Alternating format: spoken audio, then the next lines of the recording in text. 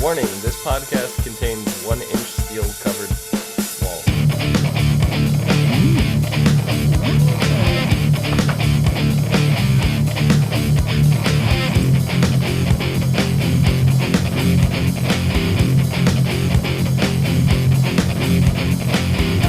What's up, everyone, and welcome to the ASOTV podcast for American Horror Story Hotel, Season 5, Episode 7, Flicker. I'm your host, Dom. With me, my co-host, Rachel. Your lower third was missing. And Mike. Hi. Hi. Mike's head is cut off all of a sudden. There. It's Better? back. I'll just sit like this. just squish down. Squish yourself There. into the That's box. much better. So, what'd you guys think of this episode? It was a little confusing at first. Slightly. Yeah, I guess you could say that. It was a little confusing. But, made sense at the end. Kinda. Well, we finally got some backstory on the Countess. Yes. About time. Yeah, a little bit of backstory, especially, her relationship with Mr. March. Yes. Or how about the Rudolph Valentino? Yeah. So the episode starts off with construction workers cutting through 1-inch steel wall panels. After breaking bricks, a brick wall now, it's like, oh, look, there's a big steel plate here. Yep. And they proceed to get eaten.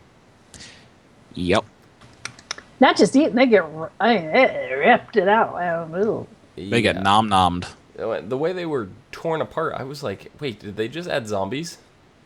Like, I was legit thinking zombies. I guess you could call the vampire zombies. I was, kind of right much on the zombie train. Yeah. For a little bit. But it turns out to be vampires. But what was interesting was when the Countess walked up to the opening and was questioned, what was here, and she legit looked scared. I know. Yeah. Iris was like, I never seen you scared before. Yeah, I mean, she did not know what was in there. No. Which is weird because we were under the impression she knew every inch of the hotel. Right. Not every inch. Apparently not. Her husband hid some secrets from her. Yeah. So it jumps right into a 1925 Hollywood flashback. Filming some kind of movie. I have no clue what. I don't know what they were filming. It was a silent movie. Yeah. It was before talkies. Right. I still could not make sense of what it was supposed to be about. Well, from who it is, it's very Egyptian. They had a thing for like Middle Eastern type of movies back then. Yep. Lawrence of Arabia kind of thing. It could be something to do with that. And this is where it sets up where the Countess, where I'm not sure, but they mentioned the name of a widow that fell down. Not necessarily a widow, but someone who fell down at the funeral that was named Paula Gregory. Mm-hmm. So I'm assuming that that's her name, but they didn't really come out and say that is her name. So it's only an assumption that I'm having. Oh. Yeah. So, It was kind of cool that they did the Rudolph Valentino kind of thing. I was like, oh, it's kind of neat to notice the names. yeah, so Paula meets Valentino. I'm gonna call her Paula if it turns out not to be her actual name. Sorry, but I don't want to call her the Countess because she's clearly not a vampire yet. But so Paula meets Valentino, and she's under the impression that he's getting divorced and finds all this crazy stuff out about him like faking a divorce and staging all this stuff. So then later on, when James Patrick March has a party at his hotel. It's about 6 months later, I want to say. Yeah, that's just Yeah. It's announced. Yeah, it's announced that Valentino's dead, and she is extremely distraught. Like jump out the window distraught. Yeah. She was about to go. I was her lover. But James was there to take her off the ledge, literally. And decides that he's never going to let her go. Never gonna let her go. Winds up marrying her. Yeah. And she kind of married him strictly out of pity. She married him out of... She had nothing. Right. Yeah. That's what I mean. Like, she had nothing, nowhere to go. She pitied herself, and she, not that she was pitying him, she pitied herself, and kind of married into money. Mm-hmm. And there it all starts. There it all starts. Yep. But she still goes back to his grave, which was not really a grave. It was a Mausoleum. Yeah. So she keeps going there to bring a rose every day. And that is an actual... That's an actual thing. That is an actual... I want to say superstition or, something... Urban legend. Urban legend that they say happens at Valentino's grave.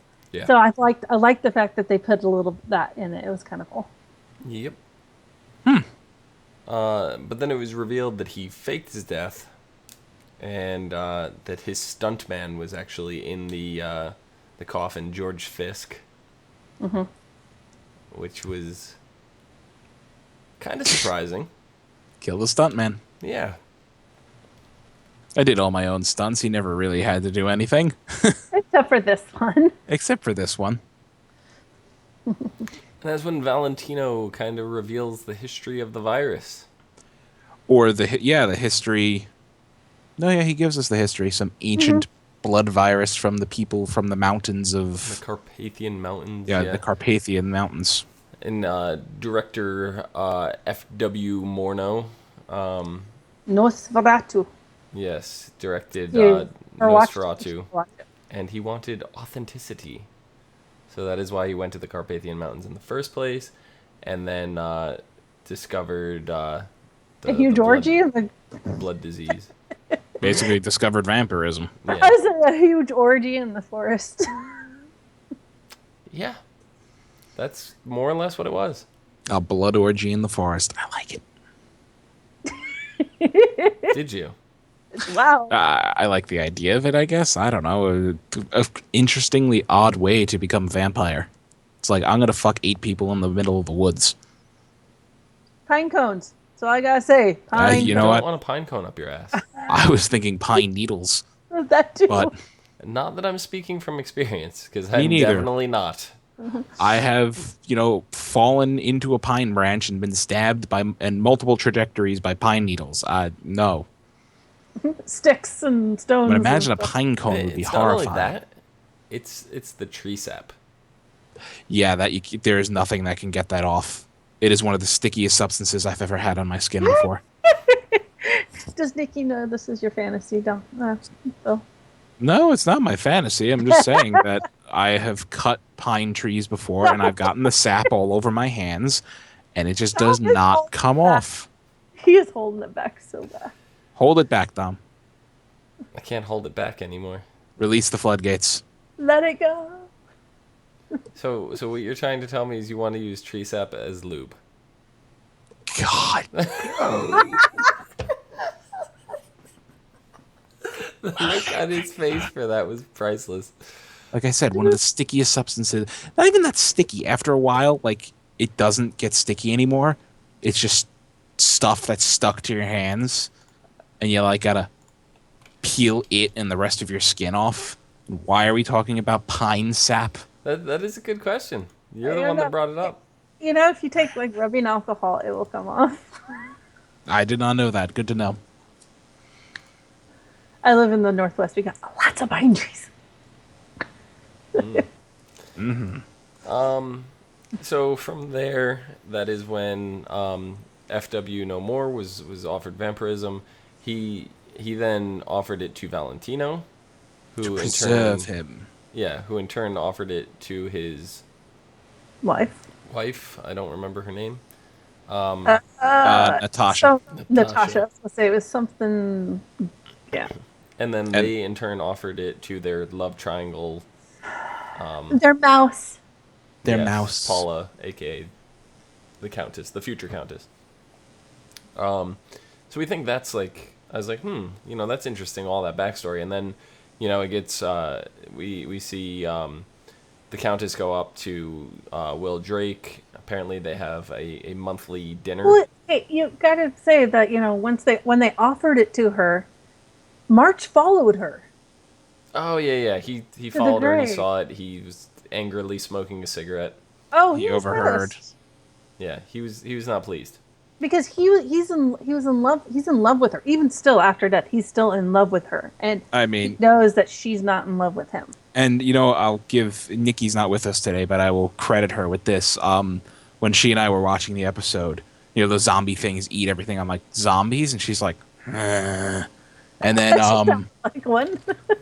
she's grumpy about it. But then as soon as they show Valentino and the wife and the way they're acting with the Countess, Nikki goes, "That's them. They're the ones in the walls. It is 100% them." Tell the outfit. Yeah. Oh, Actually, I didn't even notice the outfit, but she's like, "It is totally them." Yeah. And now we know why she was attracted to Tristan so much. Yeah. I mean, I was waiting, and I'm like, wait, so nobody's going to mention the fact that, there's another guy who looks like Tristan? Well, all right, Tristan's dead. Is like my reaction about a half hour ago. Which, that's going to be awkward when Liz sees him walking around. Well, they walked out the front door. True, but does that Whether mean or not, I don't know whether if or not they come or not. back, they might come back for revenge. On who? He's dead. True.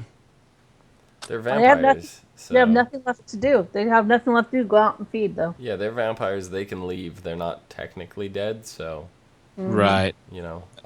whereas Tristan cannot leave if he shows up. Whether If he or has not unfinished business. Whether or not the Countess finds them, or if they come back and find her, or I don't know. But I'd love to see that reunion. Well, yeah, I know, but she knows they were in there because of her little dinner with March there. Yeah, so they have the dinner once a month. That's kind of like a weird thing. She's having dinner with her ex-husband who died. Her ex-husband's ghost. Yeah. Who, Well, you know he what? has the thing with Sally too once a year. So Yeah, that's true. So, he revealed to her that he got pissed off and locked them, like, bricked them into the hotel. he said it a little more eloquently and Yeah. sadistically at the same time. Yes, for sure. And then he goes, well, they're not there anymore. So she's going to be looking for them. Yeah, she was like, "That's who was there." She was. Mm-hmm. Oh my god, she was. Ugh. She was furious. Like, that's where they went. Oh yeah, she's definitely furious. And what can she really do against March? Tear down his hotel.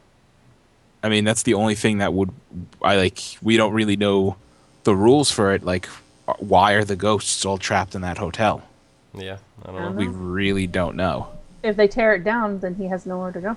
I mean, do they have nowhere to go, or is it like the hotel? Is it some weird thing the hotel's built on? I don't know. I think it's the hotel, but that's just my Probably something to do with the because- hotel itself. Yeah. It's the way that JPM made it. Like, he designed it to be like this hidden house of horrors that he just, like, dumps bodies down elevator shafts into, like, furnaces and stuff, so... Oh yeah, that's fun. Yeah, so it was kind of designed from the beginning to be something that's gonna... So I keep forgetting to look up. I want to see pictures of the real hotel that is like that. It's not the forget. Hotel Cortez, I forget what it's called, though. I can't remember. I have to ask my husband. He knows. But the other kind of interesting story that was going on here was John. Oh my god. Oh God, yeah. Let's get on to John here. And we see at the beginning, John checks himself into the West Los Angeles Health Center because the case has gotten too much for him. So we think. Or so we thought. until he has this little flashback of him beating the shit out of his best friend and coworker over the case. And while he's lying there, one of the case files is open, and he sees that their number one suspect is actually in the Los Angeles Health Center. Alex was like, "You can put you somewhere more comfortable than this." Yeah, so he's like, "Nope." He goes in to start investigating, but he had them convinced. He did have them convey you. Oh, I can get you some. Halfway there.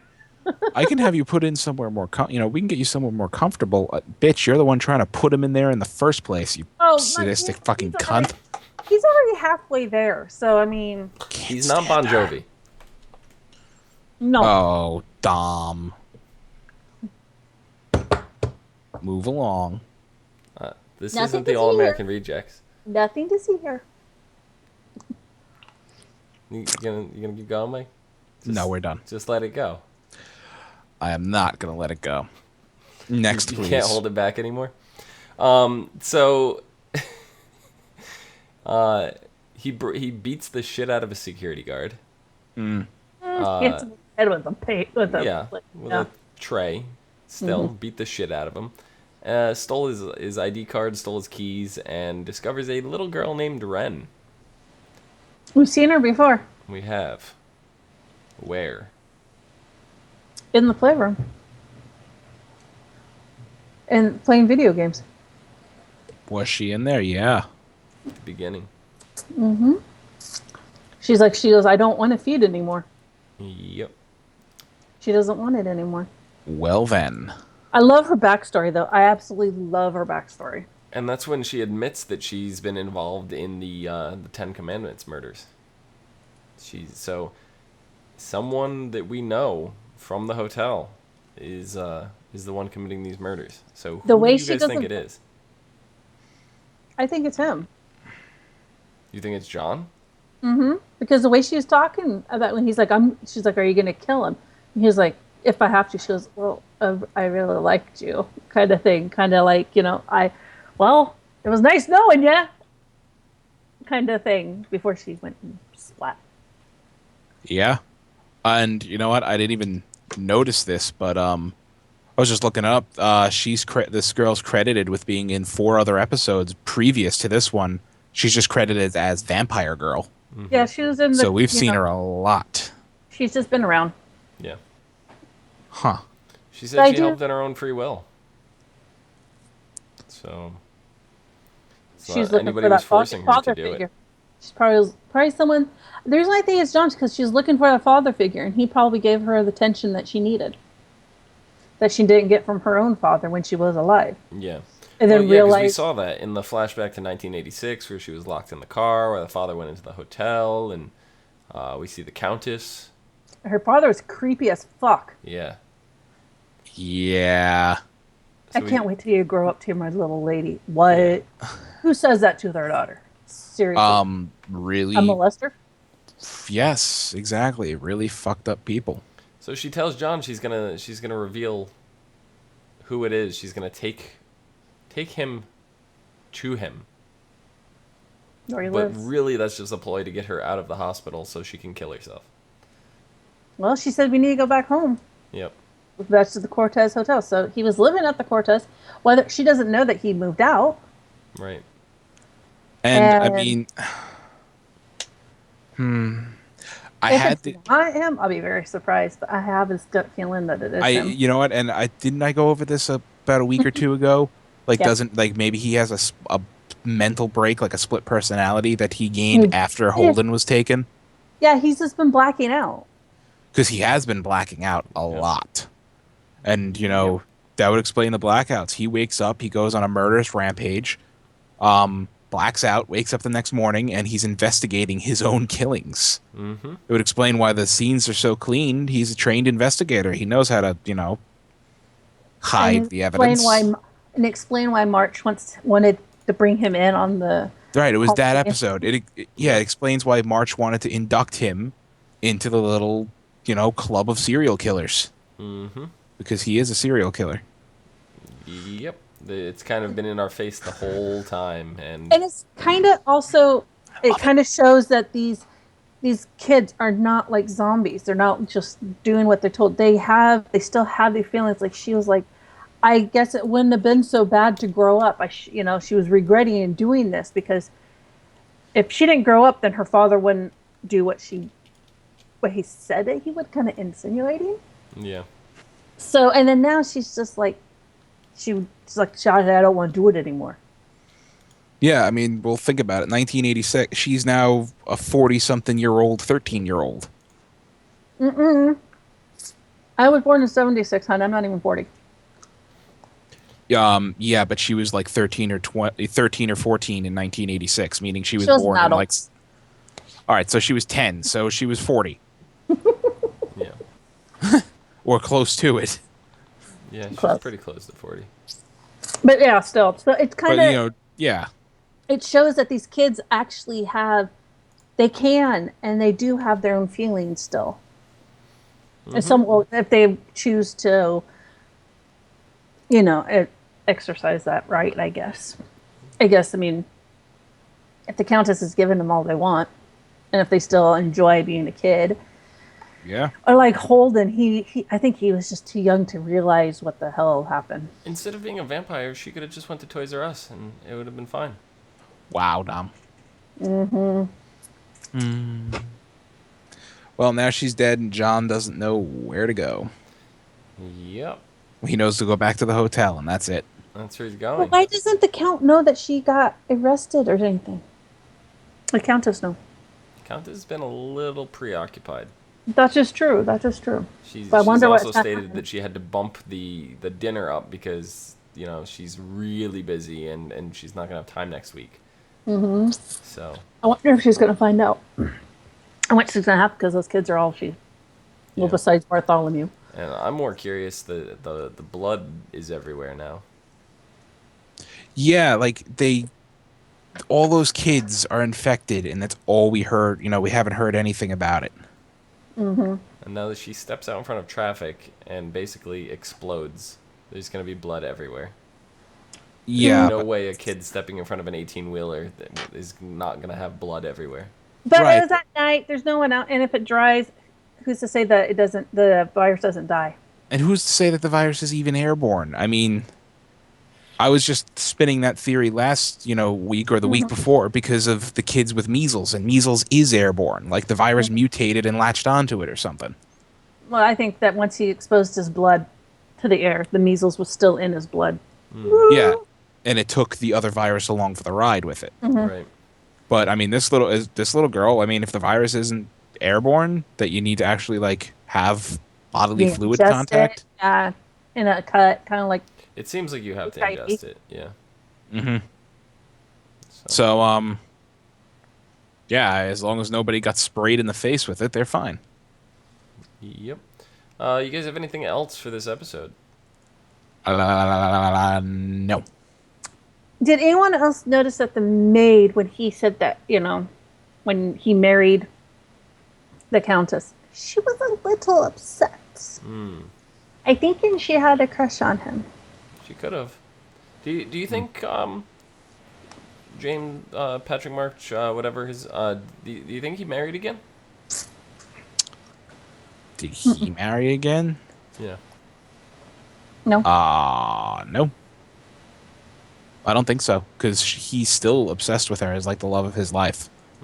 Because I do know for a fact that what's her name, Emma Roberts. Yes. Is going to be in for the last 2 episodes, so that's why I assumed that she was going to be his wife from that scene we saw forever ago. So. She's coming in at someone totally different. She has to, because he would never divorce her. He still calls her Miss March and the lady of the house. So they were married when he died, and he killed himself. All right, then. So her name was possibly Paula March? Possibly Paula March. So, anyway, there is no episode next week, Thanksgiving break, but following the week after the episode is the 10 Commandments Killer. John closes in on the 10 Commandments Killer, Sally's arrangement with March is revealed. Mm-hmm. That's it. That is our synopsis. Now you mentioned Sally, that would explain why March, woke up in her bed and didn't have any memory of the night before. Mm-hmm. I watched the little thing afterwards. It was kind of interesting. Yeah. I like it. I did. I liked it. He's like, the killer's behind her. She goes, no, I said answers are behind her. The door. Yeah, so after this episode, I'm pretty much convinced that John is the Ten Commandments killer, and if they spin it somehow, and it's not... I don't know who else could it be. Maybe it's, what's his face, the guy who owns the hotel. He can't leave. Max? Oh, the designer guy. Yeah, Can't remember his name. Will Drake. Yeah, Will Drake. Will Drake. I mean, he's the only other possibility I could think of. Unless Liz is doing it, which I don't think Liz would do that. No. I doubt it's Will Drake. It's gotta be. It's gotta be If it John. is Will Drake, It just makes too much sense. Like, and you guys mentioned how he was tied to the James Patrick March's dinner party, for the murderers and everything. He's like, oh, you gotta accept their invitation. So it just all kind of ties in together. So. And the way the little girl was talking to him, it made it sound like, Because he would have found her in the hotel. Yep. And obviously she had an attachment to him. Otherwise, she probably would have just killed him if she was that thirsty. It's true. There is that. It's true. All right. That is our show. Rachel, where can the people find you? They can find me at Twitter at Savannah17 and on Twitch at Savannah. Excellent. Mike, where can the people find you? On Twitter at Philitron, right there. All covered in tree sap. All covered in pine sap. That's why your Twitter handle is green. Hey, look, as annoying as it is to get on your hands, you gotta admit, it smells really nice. It smells like Christmas. You can find me down below at Phenomenon, PHENOMEDOM. You can find us all on Facebook, Gmail, G+, Twitter, and right here on YouTube at /ASOTV podcast for some more podcasts for some of your favorite TV shows.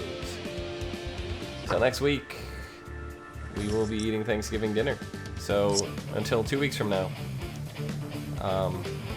enjoy your pine tree loop.